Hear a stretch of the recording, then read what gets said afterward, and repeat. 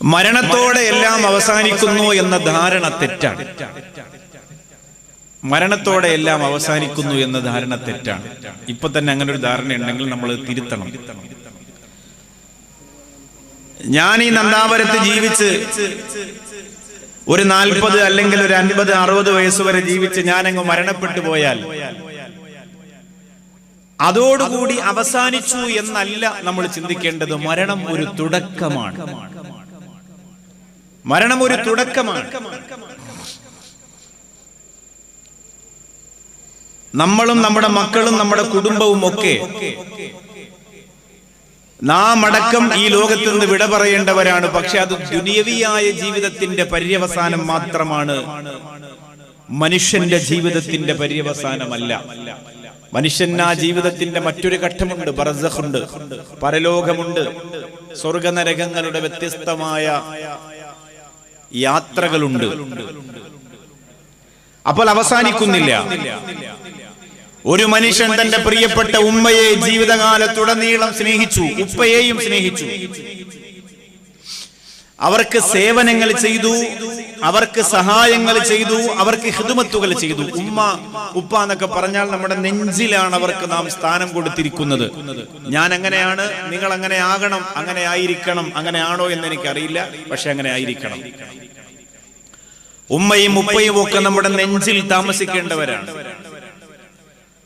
അതിന് തടസ്സമായിട്ട് നമ്മുടെ ഭാര്യ വരാൻ പാടില്ല. അതിന് തടസ്സമായിട്ട് നമ്മുടെ മക്കൾ വരാൻ പാടില്ല.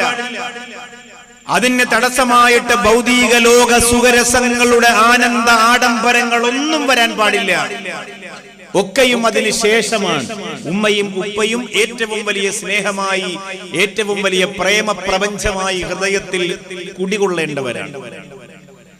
അപ്പൊ ഉമ്മ മരണപ്പെട്ടാൽ, ഉപ്പ മരണപ്പെട്ടാൽ, നന്ദാപുരത്തെ ഒരു പ്രിയപ്പെട്ട സഹോദരൻ എന്റെ പൊന്നാര ഉമ്മയായിരുന്നു എന്ന് ഖത്തീബ് ഉസ്താദിനോട് പറഞ്ഞു. ഖാസിം ദാരിമി കണ്ണുനീരൊഴുക്കി ദുആ ചെയ്തു, മക്കളാമീം പറഞ്ഞു. ഉമ്മയെ കൊണ്ടുവന്ന് ഖബറടക്കി. കുഴിവെട്ടിയ ആളിനും ഖത്തീബിനും ഓതിയവർക്കും ഒക്കെ പൈസയൊക്കെ കൊടുത്തു മക്കൾ പിരിഞ്ഞു പോകുന്നതോടുകൂടി കടമ തീരുമോ? ഉമ്മയുടെയും ഉപ്പയുടെയും പേരിലുള്ള സ്വത്തെല്ലാം വെട്ടിയെടുത്ത് വസ്തുക്കളും സ്വത്തുക്കളും സ്വർണങ്ങളും ഒക്കെ മക്കൾ വിധിച്ചെടുത്ത് പിരിഞ്ഞു പോകുന്ന ഒരവസ്ഥയുണ്ടാകുമോ? ഇവിടത്തെ തന്നെ നിങ്ങളുടെ മഹലിലെ പ്രിയപ്പെട്ട സഹോദരന്റെ ഉമ്മയ്ക്ക് വേണ്ടി എന്ന് ദുആ ചെയ്യാൻ അദ്ദേഹത്തിന്റെ വീട്ടിൽ പോയിരുന്നു. 4 മാസം മുമ്പ് അദ്ദേഹത്തിന്റെ ഉമ്മ മരണപ്പെട്ടു. ഇവിടെ വന്നതിന് ശേഷം ഷാഫി കൊണ്ടുപോയതാണ്. അല്ലാഹു അമ്മാക്കും മഗ്ഫിറത്തും മർഹമത്തും കൊടുക്കട്ടെ. നിരന്തരമായി പ്രാർത്ഥിക്കാനുള്ള മനസ്സിന്റെ കൊതി ഖലീലുല്ലാഹി ഇബ്രാഹിം നബി അലൈഹിസ്സലാത്തു വസ്സലാം അല്ലാഹു റബ്ബുൽ ഇസ്സത്തിനോട് കണ്ണുനീരോടുകൂടി പ്രാർത്ഥന നടത്തിയ ഒരു രംഗം ഖുർആൻ പറയുന്നുണ്ട്. റബ്ബന ഗ്ഫിർലീ വലിവാലിദയ്യ വലിൽ മുഅ്മിനീൻ യൗമ യഖൂമുൽ ഹിസാബ്. അല്ലാഹുവേ, നീ എനിക്ക് പുറത്തു തരണേ റബ്ബേ, എന്റെ മാതാപിതാക്കൾക്ക് പുറത്തു കൊടുക്കണേ അല്ലാ. സത്യവിശ്വാസികളായ മുഅ്മിനീങ്ങൾക്ക് മുഅ്മിനാത്തുകൾക്ക് പുറത്തു കൊടുക്കണേ തമ്പുരാനെ. യൗമ യഖൂമുൽ ഹിസാബ്. അല്ലാഹുവിന്റെ ലോകത്ത് വിചാരണ നടക്കുന്ന ലോകമുണ്ടല്ലോ. മനുഷ്യർ ചെയ്തു പോയ തെറ്റുകുറ്റങ്ങളെ അല്ലാഹുവിന്റെ ലോകത്ത് കൊണ്ടുവന്നിട്ട് അളന്ന് തിട്ടപ്പെടുത്തി നോക്കുന്ന സമയമുണ്ടല്ലോ. ആ സമയത്ത് എന്റെ മാതാപിതാക്കൾക്ക് നീ പുറത്തു കൊടുക്കണേ എന്ന് ഖലീലുല്ലാഹി ഇബ്രാഹിം നബി അലൈഹിസ്സലാം. ഉമ്മാക്ക് വേണ്ടി ദുആ ചെയ്യാത്ത പ്രവാചകന്മാരുണ്ടോ? ഉപ്പാക്ക് വേണ്ടി പ്രാർത്ഥന നടത്താത്ത പ്രവാചകന്മാരുണ്ടോ? ഔലിയാക്കളും ആരിഫീങ്ങളുമുണ്ടോ?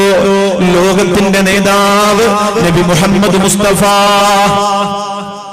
സ്വല്ലല്ലാഹു അലൈഹി വസല്ലമ തങ്ങളെ ഏറ്റവും അധികം കണ്ണീര് തൂകിയ ഖബർ അതേത് ഖബറാണെന്ന് എന്റെ നന്ദാപുരത്ത് വന്ന പ്രിയപ്പെട്ടവർക്ക് പറയാൻ കഴിയുമോ? അല്ലാഹുവിന്റെ ഹബീബ് നബി മുഹമ്മദ് മുസ്തഫ സ്വല്ലല്ലാഹു അലൈഹി വസല്ലമ തങ്ങളെ ഏറ്റവും അധികം കണ്ണീര് തൂകിക്കൊണ്ട് പ്രാർത്ഥന നടത്തിയ ഒരു ഖബറുണ്ട്. ദുനിയാവിന്റെ മണ്ണിൽ അങ്ങനെ ഒരു ഖബറുണ്ട്. ആ ഖബർ ഏതാണെന്നറിയുമോ? തന്റെ പ്രിയപ്പെട്ട മാതാവ് ആമിന ബീവി റളിയല്ലാഹു അൻഹ കിടന്നുറങ്ങുന്ന അബവ എന്ന സ്ഥലത്തെ ഖബറിലാണ്. എത്ര ത്യാഗം സഹിച്ചിട്ടാണ് ആമിന ബീവി പൊന്നുമോനെ നോക്കിയത്. പിറന്നപ്പോൾ തന്നെ ഉപ്പയില്ലായിരുന്നു. യതീമായി പിറന്നു വീണ മുത്തു ഹബീബ് നബി മുഹമ്മദ് മുസ്തഫ സ്വല്ലല്ലാഹു അലൈഹി വസല്ലമ തങ്ങള് ഉമ്മയുടെ പരിലാളനത്തിൽ അങ്ങനെ ജീവിച്ച് സന്തോഷിച്ചു വരുമ്പോ തന്റെ പ്രിയപ്പെട്ട ഉമ്മ വിട പറയുകയാണ്. അബവാ എന്ന സ്ഥലത്ത് വെച്ചുകൊണ്ട് ഉമ്മ യാത്ര പറയുകയാണ്. എത്ര സ്നേഹം തന്റെ പൊന്നുമോന് കൊടുത്ത ഉമ്മയാണ്. ഓമന മുഹമ്മദീനെ ഓത്തിനയച്ചില്ല, ഓമനിക്കാൻ ബാപ്പ വേണം, ബാപ്പ ജീവിപ്പില്ല. ആമിന ബീവിന്റെ ഉള്ളിൽ നൊമ്പരം പേരുത്ത്, ആറ്റലായ മോനെ ഓർത്ത് വേദന കോർത്ത്. ഉപ്പയില്ലാത്ത സങ്കടവും ദുഃഖവും മനസ്സിന്റെ അകത്തിങ്ങനെ നീറിപ്പുകയുമ്പോഴും തന്റെ പൊന്നുമോനെ പൊന്നുപോലെ പരിലാളിച്ച യാതൊരുവിധ കടമയുമില്ല എന്ന് കരുതുന്ന ഒരവസ്ഥയിലേക്ക് നന്ദാപുരത്തെ പ്രിയപ്പെട്ട ഉമ്മമാര് ചെറുപ്പക്കാര് എത്തിപ്പെടല്ലേ.